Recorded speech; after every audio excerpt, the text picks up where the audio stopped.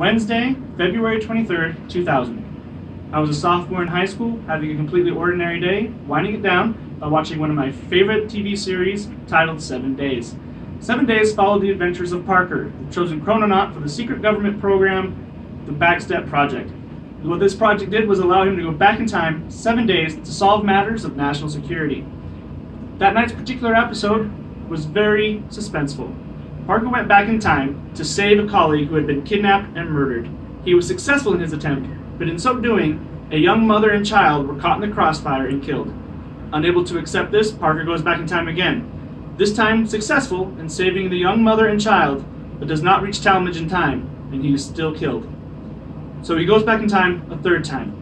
And at that point is when my sister came down to my room, turned off my TV, and said, "Nick, you have to come upstairs right now. Matt has been in an accident, and he can't move." Matt was my oldest brother. He was a world-class power tumbler. He ranked 10th amongst the trampoline event and among the top 3 athletes in the world in the double mini event. He'd competed in world games in places such as Portugal and Japan. But one night, he was training on the floor event. He did a triple back tuck when his hand slipped off his knee, he landed on the back of his neck, and his life was never the same. It was a hard adjustment, watching your brother go from a Superman who could fly to asking for help to scratch his nose. For the first 4 months after his accident, he was essentially confined to his bed as we waited for his wheelchair to be ready, completely cut off from what he was usually used to. We lived in fear for him. It was like having a newborn baby who was 23 years old. We couldn't leave him alone for fear that he might have medical issues. One such issue did happen in June of the same year of his accident. His catheter had backed up urine into his kidneys, and he had what's called a dysreflexia attack, which was potentially fatal. He had to be hospitalized for several more days. Common issues for people with spinal cord injuries include things like pneumonia, blood clots, bowel and bladder dysfunction, and chronic pain. You wouldn't think someone who couldn't feel anything, who had lost all sensation, would feel much pain. But for the first several years after his accident, Matt constantly complained of pain in his shoulder that he described as like having a Charlie horse that would never go away. These were things that we all had to deal with as a family.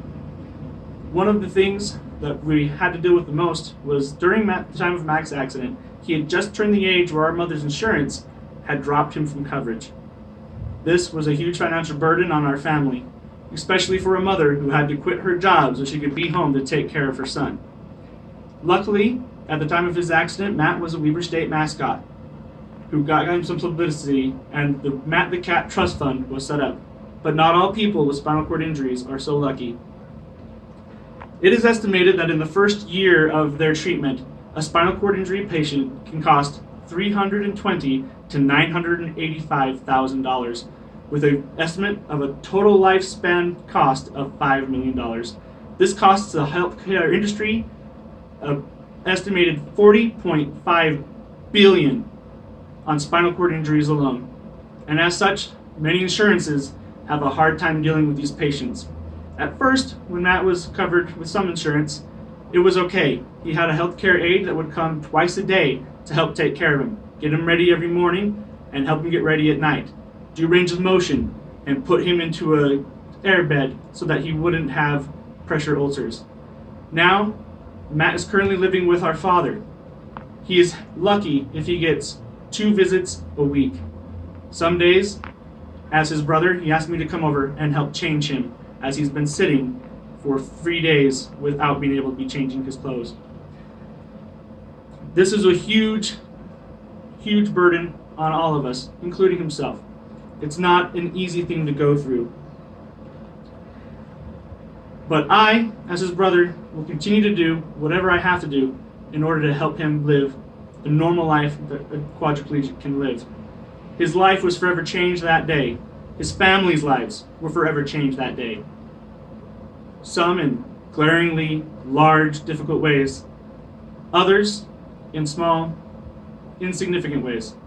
After all, 7 Days used to be one of my favorite TV shows. In the last 19 years, I haven't watched a single episode.